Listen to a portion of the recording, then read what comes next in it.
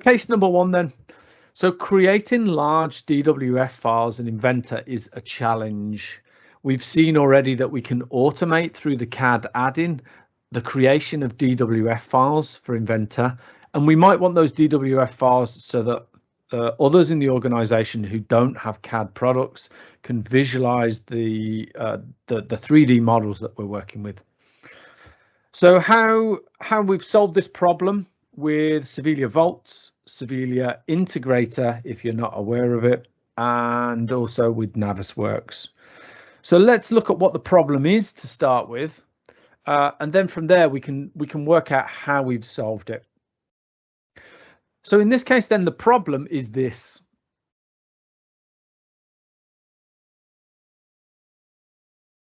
If you have Inventor 2016, which none of you by now, I should hope, do. You've all moved on to a later version of the product than that. We were able to make DWFs just fine with Inventor 2016. However, if we go beyond that, then the times to produce the DWFs are becoming slower and slower. So newer products, larger numbers, the time to produce the DWFs is becoming, a problem. So this is nothing we can control. It's not something in Symmetry's remit to be able to control. This is all based around Autodesk technology. And here we look at an example. So we've got a first level assembly.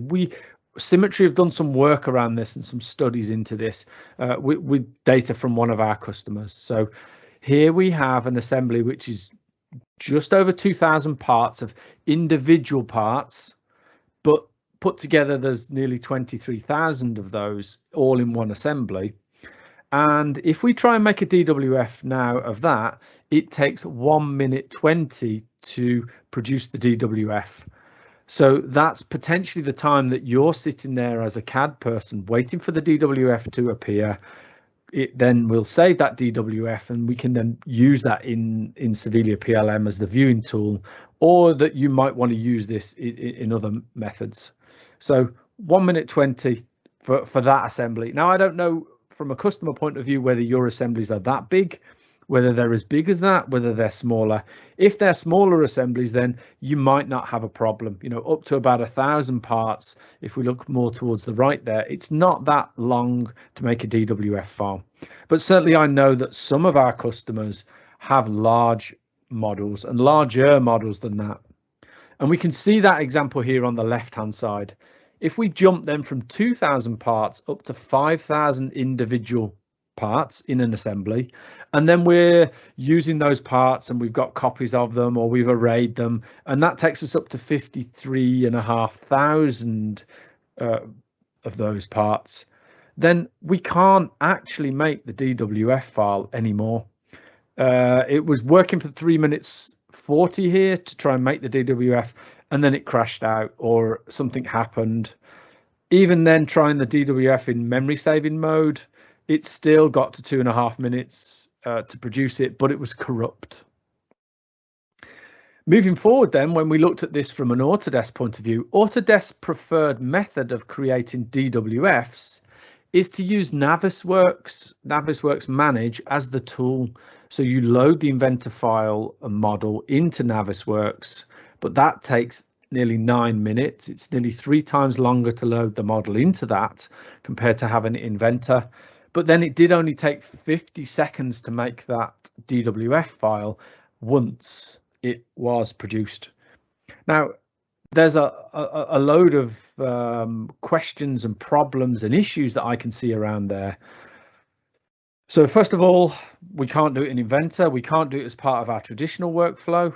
We could use Navisworks, but Navisworks is then not an automatic process, it's a manual process.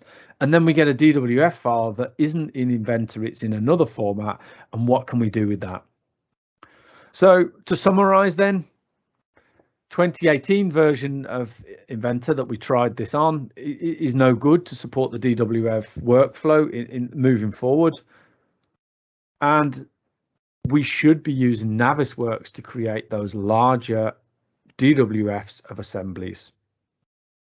So that's the problem summarized really there. So let's look at how we overcame this problem and how we managed to provide a solution. And then we can take some stock from that and have a look at how that might help you, or the techniques that we've used in order to solve the problem, how it might help you in your day-to-day work or solving your day-to-day problems. So the solution then. This took a little bit of working out, and we tried a few things, but I thought rather than giving you the various things that didn't work, we cut straight to the way that did work. So we know that in 2018, with our Inventor files, we can't produce DWF, so we can't produce those large DWF, those files from large assemblies. They fail or they take a long time, which is unacceptable for the workflow that we want moving forward. But we know then that we should be using Navisworks Manage as the tool. And if you have industry collections or some kind of collection from Autodesk, which again, most of our customers do, you get a copy of Navisworks as part of that portfolio from Autodesk. You also get some form of Vault. In this case, we're looking at Vault Workgroup or Vault Professional, because we want to put the data into Vault Workgroup or Vault Professional. And then we know then that we go through some life cycles. And we saw that Marco this morning, we can automate the way that those life cycles happen through the use of the CAD add-in, or we could automate them through the use of the doing it in the HTML interface. But at some point, we're going to get to a point where we're happy with the design. That might be at the design ready stage. It might be at the in production stage. But once we get to that design ready stage, that's the trigger that Sovelia Vault needs. So Sovelia Vault, which was talked about in the last session that Bjorn did, Sovelia Vault then is very good at picking up a change in the workflow or a change that we've picked. In this case, it's a change in state. That change in state will now kick off a series of actions within Sovelia Vault. The first thing that will happen then is that it will take the assembly that we have put into design ready, and we were able to, as Bjorn says, we've now managed to generate and create some scripts that will look at the assembly, take the assembly information, and it will then be able to open up Navisworks and put Navisworks, put the Inventor model or the Inventor assembly into Navisworks. And it'll do this all automatically without us having to do anything. Now we're using the job processor to do this. So for instance, we could in Inventor move on and we could be working on other things. And this really gets around the idea that we're going to wait 8 or 9 minutes for this to open up in Navisworks. So this is basically happening in the background somewhere else. We don't actually need to think about this. The computers are going to go and do this for us. So by using one of our Sovelia products, Sovelia Vault, we can start to automate that process of getting the data when it's state changed into Naviate and open it up. We then produce a DWF file from Naviate, and we saw from our problems and our findings that it's very quick to do that. One thing to note at this point is that we have already in Inventor itemized the model that we wanted, and we saw earlier how easy that was, that Marco showed us how easy it was to automate that process of creating the items and also assigning a revision to the model in Inventor. So we're now going to have a DWF file, and we can save that DWF file away now with an item and a revision. And with that item and revision information, we would put that onto a folder inside our environment, inside our CAD environment, inside our server environment, or we would denote a folder where we would add that onto the system. And all of those tasks there are controlled by Sovelia Vault in order to do that. So it's a tool for having these jobs, having them automatically, and producing a workflow to get to a point. It's at this point then that we now have a newly created DWF file in a folder. That DWF file is unconnected to Sovelia PLM, and it is also unconnected to the item that we generated back in Inventor as part of Marco's workflow of generating those items automatically. So the next stage is that we need to get that DWF file in as one of the attachments, so that, as Sammy showed earlier on today, we get the paperclip then showing us the DWF file that's linked to the assembly inside the PLM, inside the HTML system. And the way that we do that is through a new tool. Lots of you have already made inquiries about this, and I think we're starting to implement this in lots of our customers. But we have a new tool here called Sovelia Integration. And Sovelia Integration is a service that sits on the same server as the PLM server. And in this case, it's going to watch the folder and monitor the folder.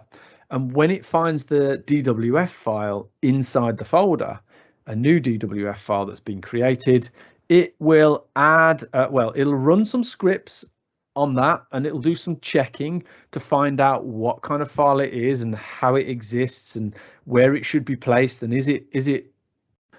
does it have the right information to place it in the right place. And if it does, and if it meets those criteria, then it will add that to Sovelia PLM, and it will then automate the task of it going into the right place, creating an object for it if we need to, and then attaching that object to the item if we need to. So, a task that was quite simple before. We just used to publish our DWF files and they would automatically go straight into our PLM system as part of the workflows that we've had. We've now had to add in some extra steps in order to do that, and we've now used some of the tools inside the system to be able to do that. If we just take a look at that in a little bit more depth, then we've said here that in our watched folder, a new file arrives. That file is a DWF file. It has our item and it has our revision. And at that point, as we've said, Sovelia Integration it's a service that sits on the server and it's working all the time. And in the background, it's just looking at that folder and looking for new files. Once a new file appears in the folder, then it will grab its part name or its part number or its item and revision and DWF information, and it will then do some things. As part of integration, then we have a configuration. That configuration in this case is telling us which server to go and look at, might contain some password information. Maybe we're going out to the cloud. It might give us some cloud information, but really some configuration as to where to go and find a file in this case. And then we have some standard scripts. So this is quite a new product. We've been working away here. We probably have 50% of the standard scripts that we need to automate a lot of the processes that our customers are wanting to do. That said, though, we may actually need some custom scripts. And in this case, this was a custom script that we needed to create in order to handle this DWF file and be able to do some checking on it before we actually go into PLM. And this is roughly the checking that custom script has done. So we take our file and we apply some logic to it. The logic is that we know that it has an item. And the first thing that we do is check in Sovelia PLM to see whether that has an item. If there's an item associated to it, if there isn't an item associated to it, then we know we're okay to create the item, and then we're also okay to create the DWF file and associate it to that item. But if the item exists already, then things get a little bit more tricky. Then we need to look at the revision behind the item, and if it has a revision, we need to check the revision. If it's the same revision or a newer revision, then we're okay to take this file and replace the information that's there already with this newer updated file, and then put that into PLM. But maybe this is too newer information, or maybe this is older information or older revisions than we currently have in the system, in which case we want to reject that file because it's not as up to date as the information in the system. And so the integrator is working on scripts, and we can customize those scripts. As I've said, in this case, it's a custom script just to get that in. So two things at play there in that solution. One, we're using Sovelia Vault to maximize our workflows within inside the Autodesk portfolio, but also we are then working on the data and working on information in the integration to get that into PLM. And it doesn't matter whether you've got an Autodesk product, or maybe you have another product. Maybe there's a custom file that you want to attach into Sovelia PLM to one of your items, or maybe there's a different CAD system and you want to get the visualization file for that into the system. Might not be a DWF file, but we have the technology and the capability now to be able to grab information that is produced and automate its route into Sovelia PLM and attach it into the right place. So really good customer case there. We've solved it for the customer, that everything is now automated. They're now getting the DWF files into the system in the right place without having to go through any of the manual steps in creating any of the Navisworks files, opening it up, loading the Inventor stuff, creating the DWF, checking it in automatically. So user-wise there, we're saving a heck of a lot of time for every large DWF that needs to be